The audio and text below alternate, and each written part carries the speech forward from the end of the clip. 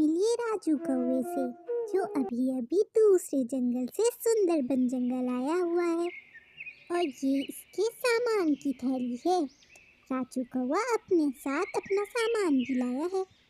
ये जंगल हरा भरा दिख रहा है और यहाँ पर पक्षी भी बसे हैं। अब मैं अपना काम अच्छे से अंजाम दे सकता हूँ। राजू कौवे ने ऐसा क्यों कहा, ये जानने के लिए आगे स्टोरी जरूर देखें। रानू चिड़िया और रिंकू तोते में घनी मित्रता थी।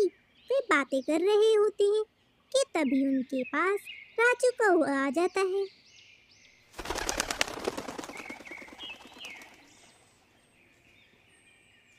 कौन हो तुम? इस जंगल में तो आप नए लग रहे हो। क्या आप इस जंगल में नए आए हो? हमने इससे पहले तो आपको कभी यहाँ नहीं देखा। रानू चिड़िया राजू कौवे से पूछती है। मेरा नाम राजू कौवा है। मैं इस जंगल में अभी अभी आया हूँ। मुझे नहीं पता कि इस जंगल में घर बनाने को लकड़ी किधर मिलेगी। क्या आप मेरी मदद कर सकते हो घोंसला बनाने में? सुंदरबन जंगल में तुम्हारा स्वागत है दोस्त। यहाँ सभी पक्षी मिलजुल कर रहते हैं और हम तुम्हारी मदद जरूर करेंगे। क्यों रानू, हम एक अच्छे पक्षी हैं। हम तुम्हारा घोंसला बनाते थे। तुम्हारा बहुत बहुत शुक्रिया दोस्त। क्या तुम मेरी मदद कर सकते हो मुझे इस जंगल से पहचान करवाने में, ताकि मैं अपना घोंसला और बसेरा यहीं बना सकूं? मैं दूसरे जंगल से आया हूँ। इस तरह रानू चिड़िया और रिंकू तोता दोनों ही राजू कौवे को पूरा जंगल दिखाने लगते हैं और उसके घोंसले बनाने के लिए भी मदद करते हैं।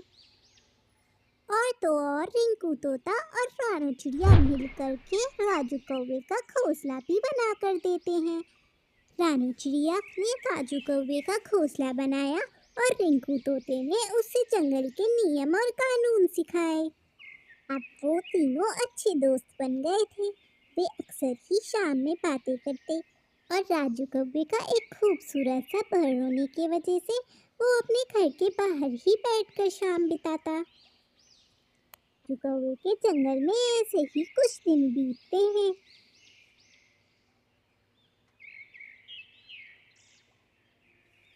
अब जंगल के और पक्षी भी राजू कौवे के दोस्त बन चुके थे। वे सभी मिलकर चारा खाते और आपस में बातें किया करते थे। राजू भैया, आज मैंने चावल की खीर बनाई हुई है। शाम तक मैं आपके घर पहुंचा दूंगी। एक दिन जब पक्षी बाहर जा रहे होते हैं तो वो अपने अपने बच्चों को समझा कर जाते हैं। पीटी बेटा, मैं चारा लेने जा रहा हूँ। तुम घर ही पर रहना, चाहे कुछ भी हो। ऐसे ही कबूतर और बाकी पक्षी भी अपने अपने बच्चों को बताते हैं। वे अपने बच्चों को सतर्क कर रहे होते हैं कि उन्हें घर से बाहर नहीं जाना है। दूसरी तरफ रानू चिड़िया राजू कौवे से भी पूछती, राजू भैया, हम लोग चारा लेने जा रहे हैं। आप चाहें तो हम सबके साथ चल सकते हैं। आपको भी तो समय हो गया है चारा लिए हुए। अरे नहीं रानू बहन, मेरे पास अभी अच्छा खासा चारा है। आप जाइए, चारा लेकर आइए। मैं आज अपने घोंसले में ही आराम करता हूँ। राजू कौवा ऐसे बोल करके चिड़िया की बात को टाल देता है। वहीं दूसरी तरफ चिड़िया और बाकी पक्षी चारा लेने चले जाते हैं। सभी पक्षी दूसरी दिशा में जाते हैं और रानू चिड़िया, रंगू तोता और कबूतर दूसरी दिशा में जाते हैं।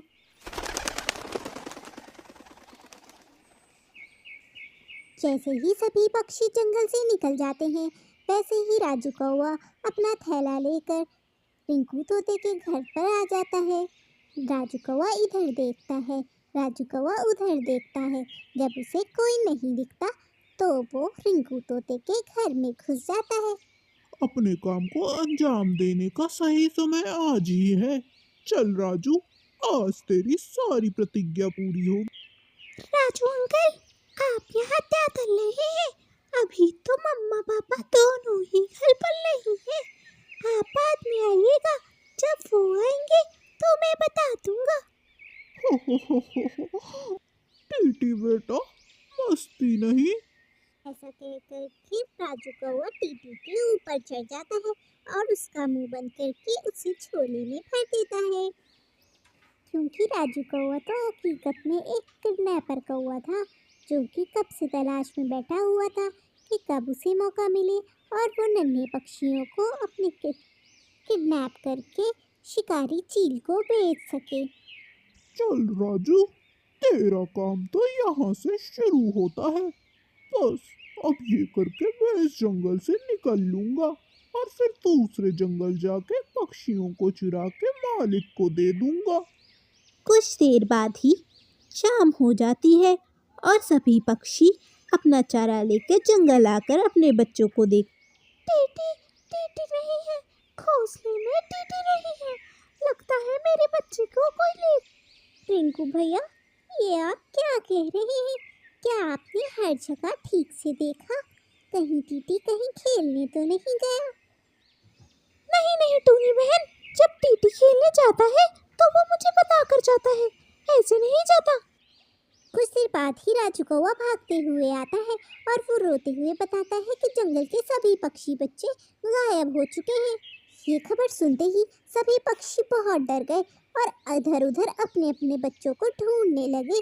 जंगल में चारों तरफ पक्षी पागलों की तरह ढूंढ रहे थे, पर उन्हें अपने बच्चे ना मिलने पर वो बहुत ही उदास हो जाते हैं।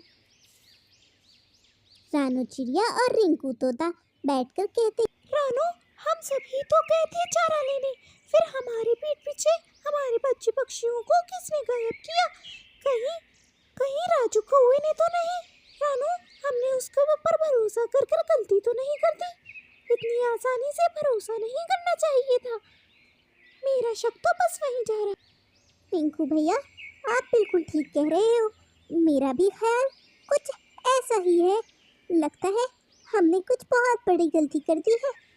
सही कह रहे हैं आप, हमें इतनी जल्दी उस पर भरोसा नहीं करना चाहिए था।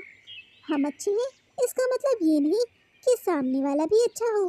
कहकर के रिंकू तोता और रानू चिड़िया वहाँ से उड़ जाते हैं और इधर उधर फिर से पक्षी बच्चों को ढूंढने लगते हैं। रानू चिड़िया और रिंकू तोता भागते हुए नहर की तरफ जा रहे थे, क्योंकि उन्हें खबर मिली थी कि राजू कौवा वहाँ कहीं पर देखा गया है। वहीं दूसरी तरफ टूनी चिड़िया किसान की बीवी से लकड़ी ले आती है। क्या हुआ है नन्ही पक्षी, तुम इतनी घबराई हुई क्यों लग रही हो? किसान की बीवी, मुझे लकड़ी चाहिए। मुझे एक दुष्ट कौवे को सबक सिखाना है। मुझे आपकी मदद की ज़रूरत है। किसान की बीवी चिड़िया को लकड़ी दे देती है और वे सभी मिलकर राजू कौवे को पकड़ लेते हैं। दुष्ट कौवे, हमने तुम पर यकीन करा और तुमने हमारे साथ विश्वासघात करा।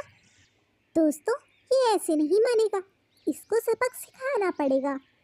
मेरे पास कोई बच्चे नहीं है, क्या बोल रही हो तुम लोग?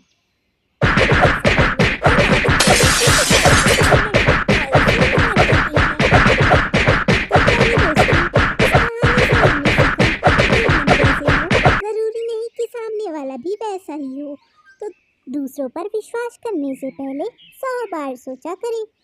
और प्यारे दोस्तों, आप हमारी कहानी देख तो लेते हैं, पर हमारी वीडियो पर कमेंट नहीं करते, ना ही लाइक करते हैं।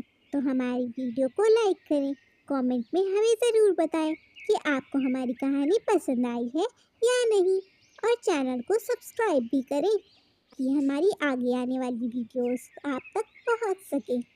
अगर आपने चैनल को सब्सक्राइब कर लिया है तो घोंसला टीवी परिवार में आपका बहुत बहुत स्वागत है। जल्द ही मिलते हैं एक नई कहानी के साथ। तब तक के लिए बाय बाय।